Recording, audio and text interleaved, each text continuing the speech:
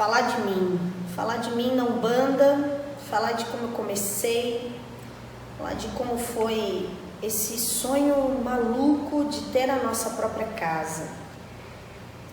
Foi muito difícil chegar até aqui, porque existem muito mais pessoas para criticar e julgar do que para ajudar, para colaborar. Já dizem, né, as filas crescem quando é para dificultar e criticar do que realmente para apoiar e para auxiliar. E assim foi. Minha mediunidade despertou, segundo os relatos da minha família, desde os 3 anos de idade, com a vidência. Eu lidava com isso de uma forma muito natural, de uma forma muito saudável, e a minha família curtia muito isso, porque a minha família inteira era umbandista, tanto do lado do meu pai quanto do lado da minha mãe. Ajudaram a formar um terreiro ali no bairro do Jardim Brasil, da mãe Elvira de Oxóssi, e assim seguimos todos juntos durante um bom tempo, até que a minha mãe surtou de medo quando viu que eu falava com os desencarnados da família, e a minha mediunidade foi fechada.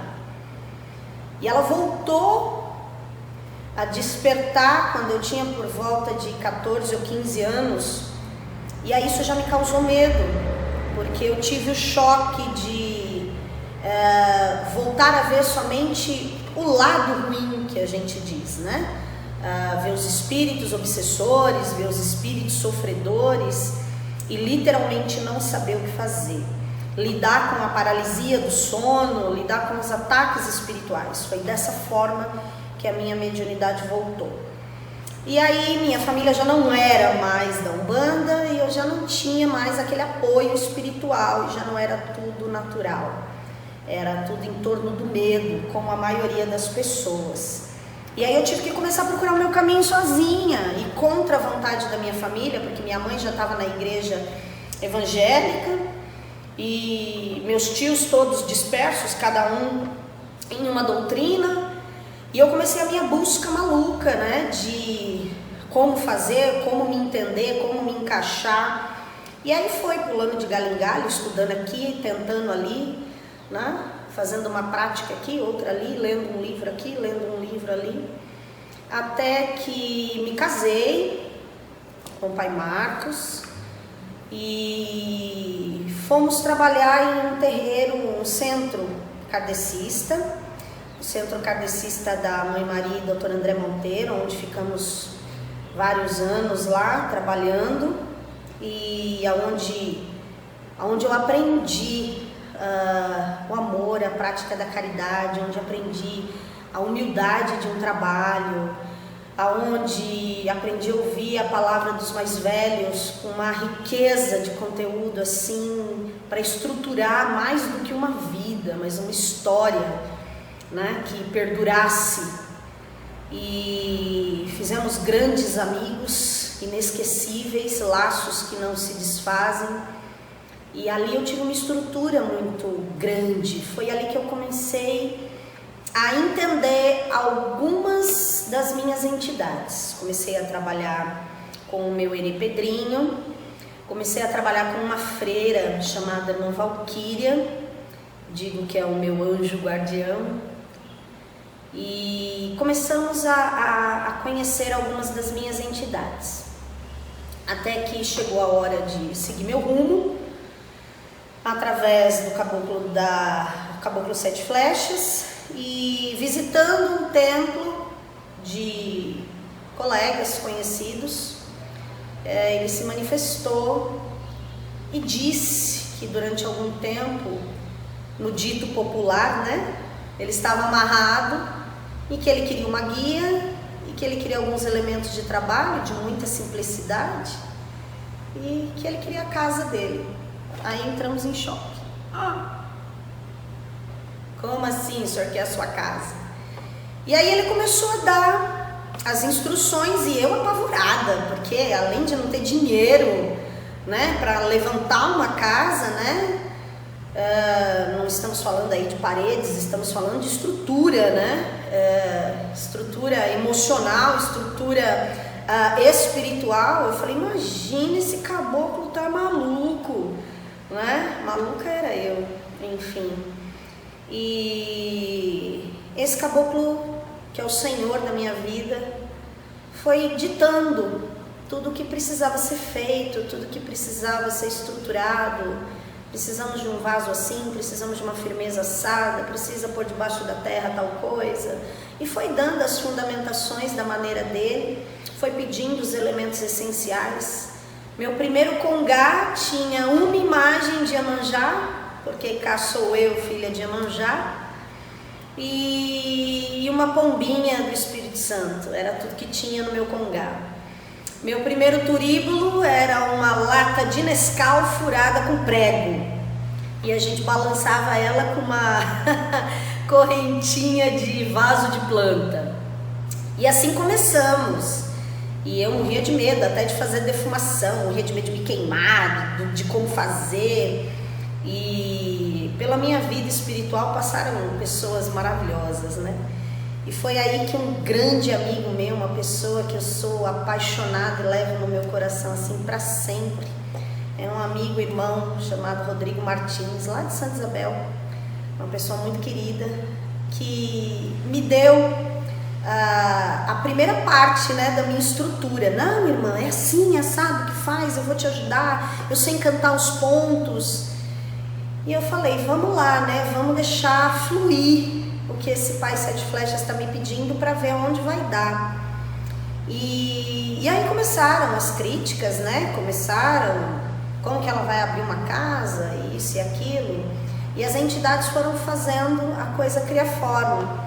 E o pai sete flechas sempre disse, você precisa do homem grande, você precisa estudar, filha, para você entender que o que eu falo é verdade, para você acreditar na sua força e nas suas entidades.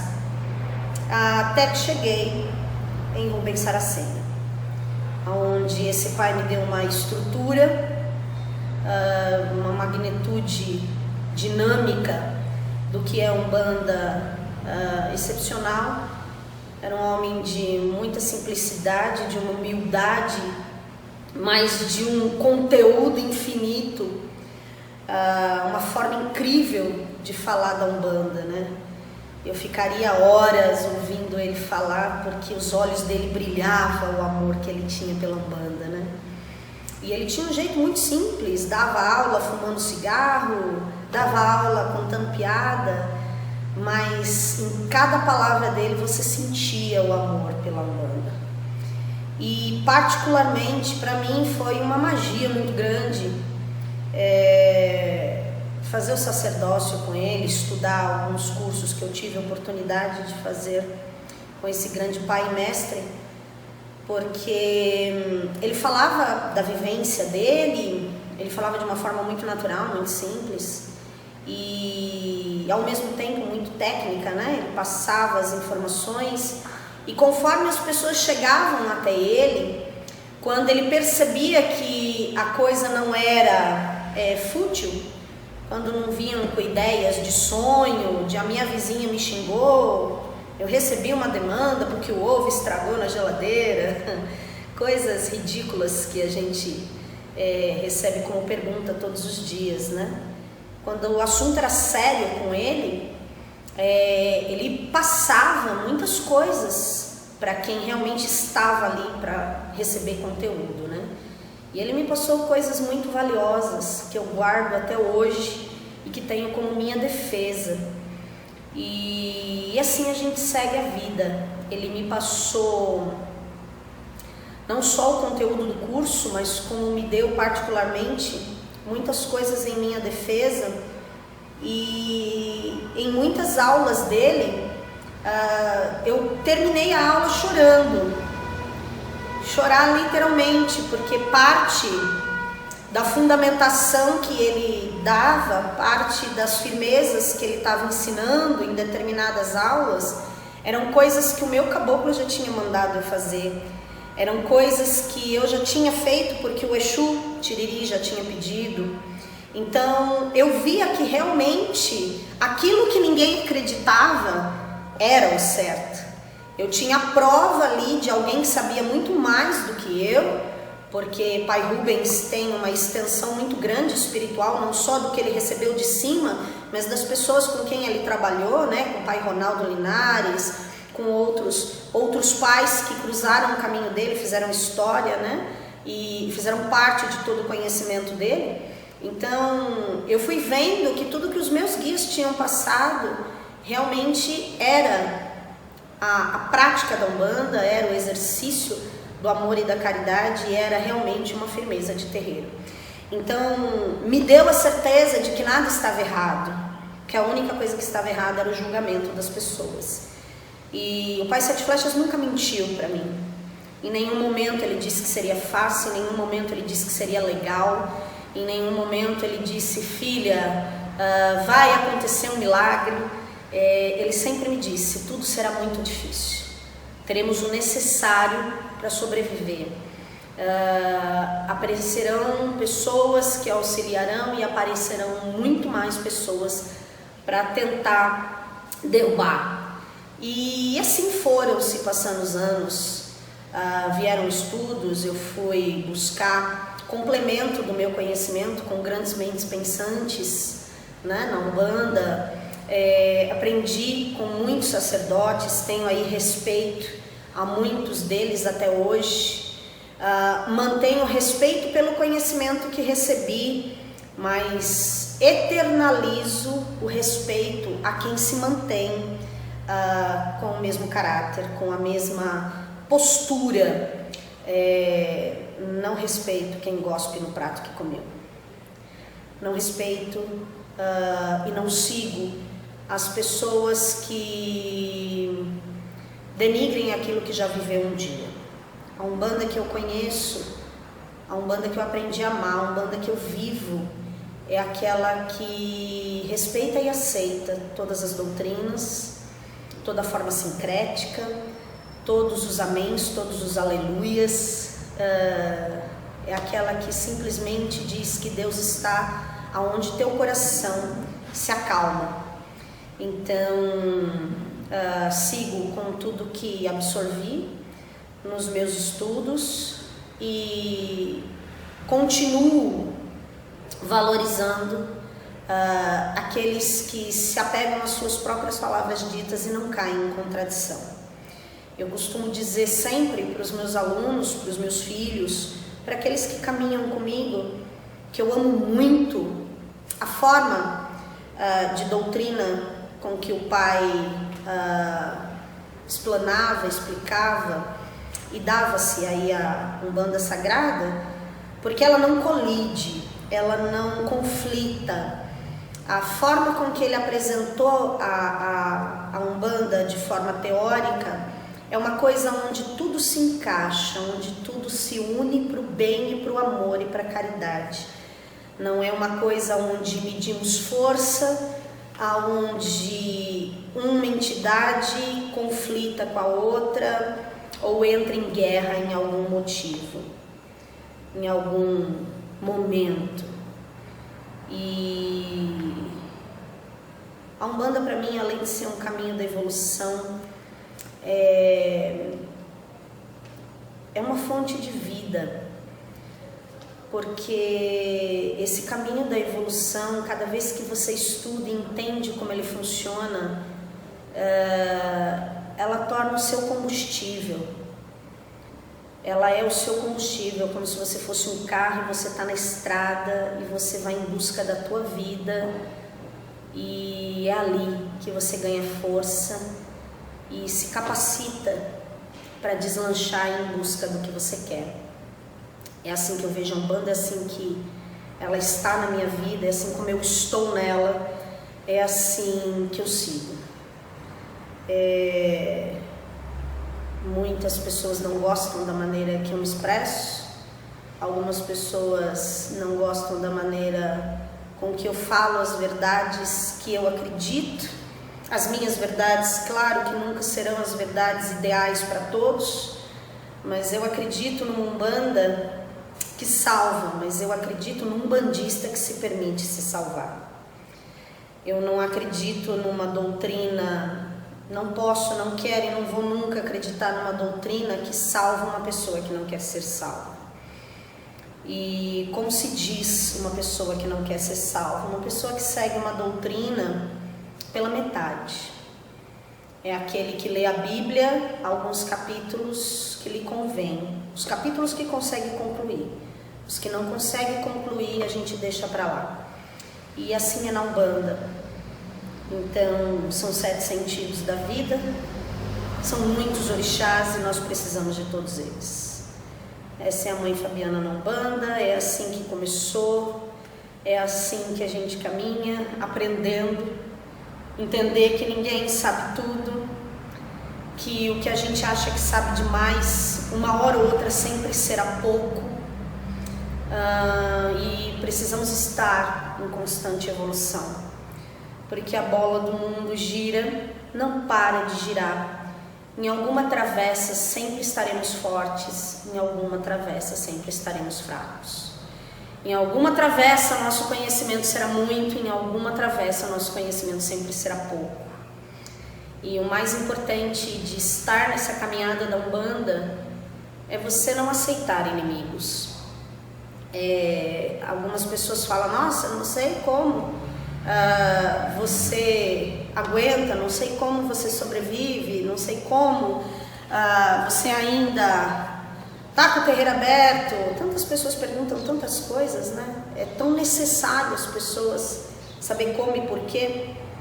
E eu sempre digo, o segredo, eu acho que da vida, é você não aceitar ninguém como seu inimigo. Porque toda vez que você aceita alguém como seu inimigo, você aceita que você é fraco e que aquela pessoa pode mais que você e que o mal daquela pessoa vai te derrubar. Então, o teu medo, na verdade, é o teu pior inimigo.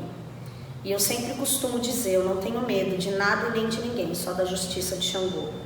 Isso não é bater no peito e falar que eu aguento qualquer coisa. Ninguém aguenta qualquer coisa, ninguém está pronto para tudo.